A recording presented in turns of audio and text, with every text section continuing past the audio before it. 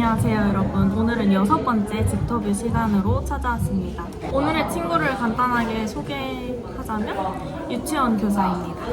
자기소개해주세요. 저는 유아교육학과를 졸업하고 지금 유치원 교사로 5년째 일하고 있는 유치원 교사입니다. 유튜브에 유아교육과 영상 많잖아. 근데 교수님이 수업할 때 학생들한테 사랑합니다 이거 있어서 진짜 깜짝 놀랐거든? 진짜해? 그분들도 다 현장에서 일을 오랫동안 하신 분들도 많고 해가지고 교수님들이 유치원 교사 그 자체인 분들도 진짜 많아. 사랑합니다. 그러면 나는 궁금한 거, 유치원에 취업하려면 어떻게 준비를 해야 돼? 구인하는 그런 구인 정보들을 알 수 있는 플랫폼이 사실 많지는 않아서 고간회라는 그 플랫폼이 제일 유명하고 거의 대부분의 교사들이 그 이제 사이트로 구인구직 정보들을 파악을 하거든. 자소서 쓰고 이력서 하고 이제 유치원에서 2차로 연락이 오면은 면접을 보러 가는. 근데 가끔 가다가 손시원해 보는 유치원도 있기는 하더라고. 근데 내가 조금 알아보니까 그 유치원도 종류가 엄청 다양하더라고. 병설도 있고 단설도 있고 병설, 단설. 사립도 있고 대체적으로 크게는 그렇게 나누지. 국가임용고시를 통과하면은 이제 병설이나 국공립 유치원으로 들어갈 수 있는 거지. 오케이. 그 국가임용고시를 취득하는 메리트는 뭘까? 국공립 유치원으로 들어가는 건데 일단 출퇴근 시간이나 이런 거 좀 보장이 되어 있고 9 to 6 이런 느낌으로? 그런 식으로 보장이 되어 있고 주변에서 도와주는 인력들이 많아가지고 선생님이 정규 시간에만 딱 아이들을 보고 나면은 나머지는 자기 업무에 좀 더 몰두할 수 있다는 장점이 있다고는 들었어.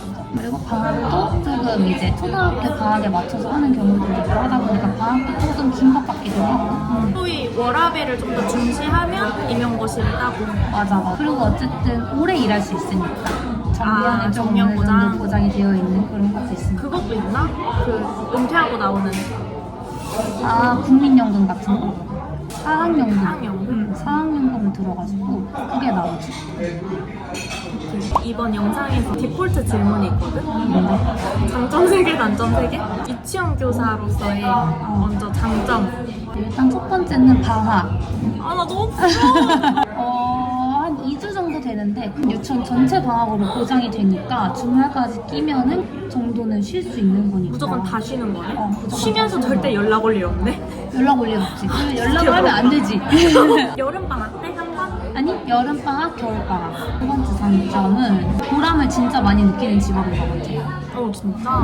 그리고 아이들이 진짜 하루하루가 다르고 1학기, 2학기가 다르거든. 처음에는 아무것도 못하는 애들이 막 한글도 읽고 쓰고 막 숫자 알고 이러는 그런 좀 커가는 모습을 보면은 일은 힘들긴 해도 그럴 때 진짜 보람이 있지. 세 번째 장점. 무한대로 사랑을 좀 받을 수 있는 직업? 아이들은 정말 자기 선생님을 너무 좋아하거든. 안아주고 이래? 선생님 사랑해요 이런 거? 안아주고 집에서 편지 써오고 그리고 나의 이런 머리 스타일 변화 이런 것들도 정말 아이들은 잘 캐치를 하고. 진짜?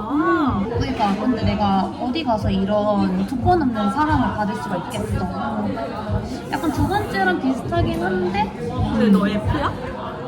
나? 첫 번째 단점. 연차, 반차, 월차 없음. 방학이 있는 방학에 대신에 있는 대신 반차를 만약에 쓴다 하더라도 3시는 돼야지 퇴근을 할 수 있는 거지. 그게 이제 큰 의미가 없는 거고. 두 번째 단점. 점심시간 보장이 안 된다. 30명의 아이들 배식도 다 일일이 해줘야 되고 더 먹고 싶은 친구들. 생각해봐. 요거트 하나 나왔는데 뚜껑 까줘야 돼. 그러면 20몇 명 다 까줘야 돼? 맞아. 실제로 그때도 짜요짜요가 나왔는데 그걸 일일이 다 가위로 잘라줬어. 와, 언제 밥 먹어 그러면? 근데 이제 거의 먹을 시간이 없으니까 내가 식사 속도가 엄청 빠르거든. 거의 흡입하는 수준이란 말이야. 다 나눠주고 이제 나 먹을 때쯤 되면은 끝나 있어. 더 먹고 싶은 친구들 나오고 이제 가끔가다 식판을 엎는 친구들이 또 있어요. 식판을 엎어. 이게 애기들이 아직 손에 힘이 없다 보니까. 이건 딴 얘긴데 사람이 화장을 하면 사리라고 해야 돼? 스님들? 스님들 이렇게 보석같이 나온다고 하잖아. 어. 너 그만한 말을. 마지막 단점. 마지막 단점. 누군가의 정말 귀한 아이를 낳는 거다 보니 다양한 유형의 학부모님들을 만나다 보니까 그렇진 않아. 정말 이해가 한번 있을까 말까 하는데 그런 부분들에 조금 노출이 되고 의도하지 않게 상처를 받을 수 있다는 게 너 되게 조심스럽게 말해줬는데 내가 내 입으로 대신 말해줄게. 소위 진상 학부모? 맞지? 난 아무 말도 안 했어. 나는 아무 말 세상 어디에나 진상은 있어. 맞아. 여기도 있고 우리 회사에도 있고 저기 회사에도 있어. 맞아. 왜 유치원이라고 없겠어? 그래 맞아. 진상학부모로 인한 스트레스. 너가 5년 차잖아. 엄청 수많은 학부모를 봐왔을 거 아니야. 근데 아이를 사랑받게 만드는 학부모 유형이 뭔지 궁금해. 아 교사의 말 한마디가 중요한 것 같아. 감사합니다. 너무 고생이 많으세요. 이렇게 말씀해 주신다고. 특히 학부모 참여 수업이나 이런 행사를 하더라도 갈 때 항상 선생님 얼굴 보면서 준비하시느라 너무 고생 많으셨어요. 선생님 감사합니다. 이렇게 말을 예쁘게 해주시는 분들이 있거든. 그런 분들은 뭔가 그렇지 않다고 해서 내가 안 예뻐하거나 이런 건 아니지만 아까 말한 것처럼 보람을 그때 되게 많이 느끼는 거지. 하긴 이게 사람 대 사람으로 일하는 거니까 맞아. 말 한마디에 나도 사람인 줄 더 감사할 것 같아. 맞아. 저렇게 표현해 주셔서 너무 감사해. 나 그것도 궁금해. 유치원 교사의 하루 일과가 어떻게 되는지. 나는 출근을 8시 반 정도까지 해서 아침 10시쯤에 아침 간식을 먹이고 어? 10시 아침 간식을 먹어. 아, 아침 간식이라는 게 있구나. 그러면 수업하거나 활동하거나 자유롭게 놀이를 하다가 12시에 밥을 먹기 시작을 하지. 또 먹어? 먹어.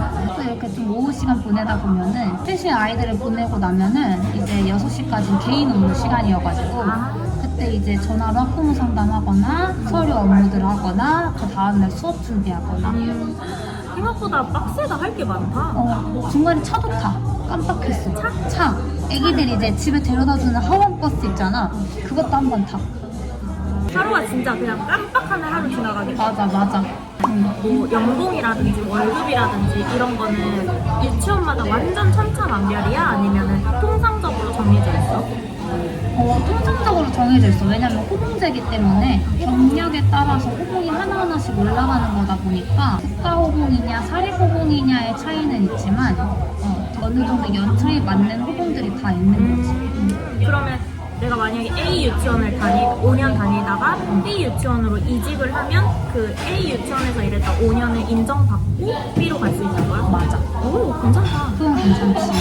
언제든지 휴직했다가 다시 재취업을 할 수 있다는 게 진짜 큰 메리트일 것 같거든? 맞아. 실제로 결혼을 하거나 아이를 낳거나 휴직하고 다시 오시고 이런 사람들도 많아. 쉬다가 다시 돌아오는 선생님들 되게 많이 봤어. 1년 이렇게 쉬다가 다시 1년 정도 쉬다가 다시 돌아오는 그만큼 많이 나간다는 뜻이기도 하지. 뭐 유치원마다 다 다르겠지만 금속연차라고 해야 되나? 보통 몇 년 정도 일을 해?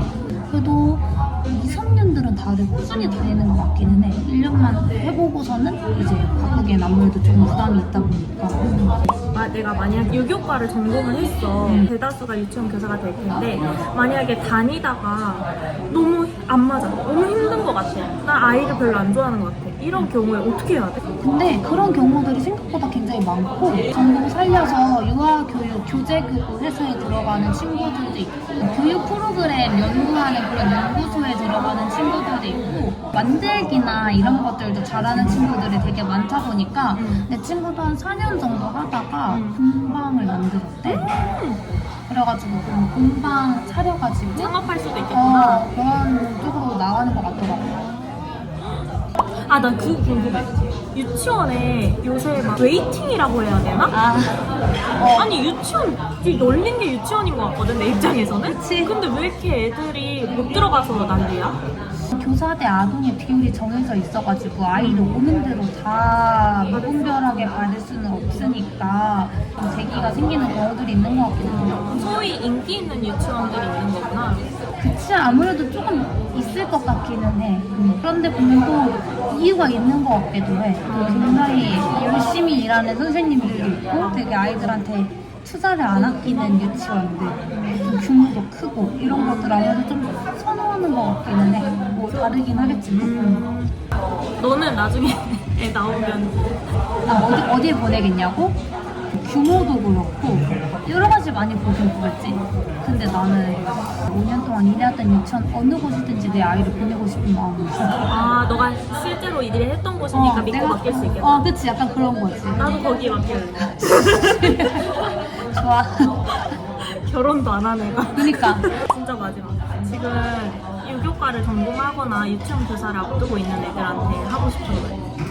어떻게든 취업은 다 되니까 전혀 걱정하지 않아도 되고 초인이고 하다 보니까 이제 그런 취업을 하는 과정에서나 취업을 하고 나서 겪을 수 있는 그런 부당함들이 있단 말이야. 너무 심한 경우에는 참거나 그걸 그대로 이렇게 다 받아들여서는 안 된다.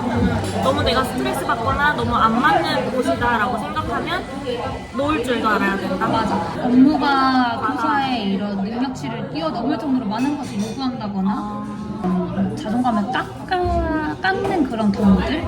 내가 처음이고 잘 모르고 여기가 아니면 갈 데가 없다라는 그런 불안감 때문에 그런 것들을 다 나를 놓으면서까지 받아들이면 안 된다. 진짜 5년차다운 조언이다. 오늘 오랜만에 사랑합니다 이런 얘기 나오는 줄 알았는데 이런 얘기 나오는 처음이야. 오늘 하루도 화이팅! 얼굴 빨리 꺼 빨리. 아무튼 여기까지 하도록 하겠습니다. 안녕.